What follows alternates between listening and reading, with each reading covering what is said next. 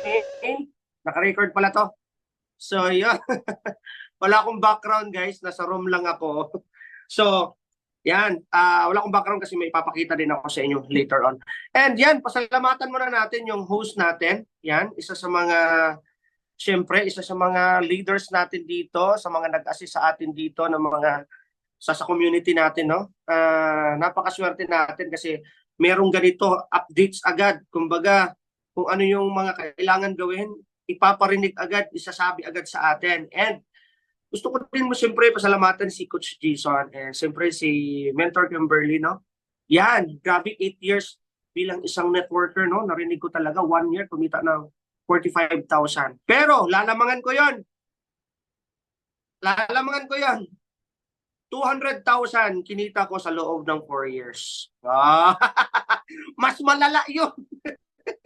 So, before yun offline, wala masyadong online kasi 9 years din ako sa past company. And talagang tuloy-tuloy din talaga, walang alisan. And nakakatuwa kasi yan, kumita ako ng 200,000 sa loob ng 4 na taon. Pero nung natutunan ko yung online na nagbe-base sa skills kasi para at least makwento ko sa inyo kasi marami ditong mga offliner, maraming mga fielder. And mamaya later on, ipapaliwanag ko rin yung system natin, hindi lang po siya pang online. Even sa pagpipild po, magagamit din po natin. So, pero ganito nga yung nangyari. Nung natutunan ko po yung online, skill-based yun ha. Ibig sabihin, gumaling kasi ako sa 4 na taon na pag-network. Yung pagiging fielder ko na i-transfer ko siya sa online. So, doon nga, meron akong kasabihan dati na nanonood kasi ako ng It's Showtime dati na magpasikat. Di ba?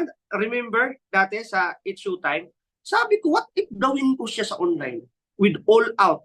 Magpasikat din ako sa online pero with humble effect. Doon from 200,000 na kinita ko sa 4 na taon na offline. Nung natutunan kong online na nag-all out ako, talagang tinanggal ko talaga yung ano sa sarili ko, yung hiya, yung tinanggal ko talaga yon. Grabe po, bakit? Tanungin niyo ako kung ano nangyari.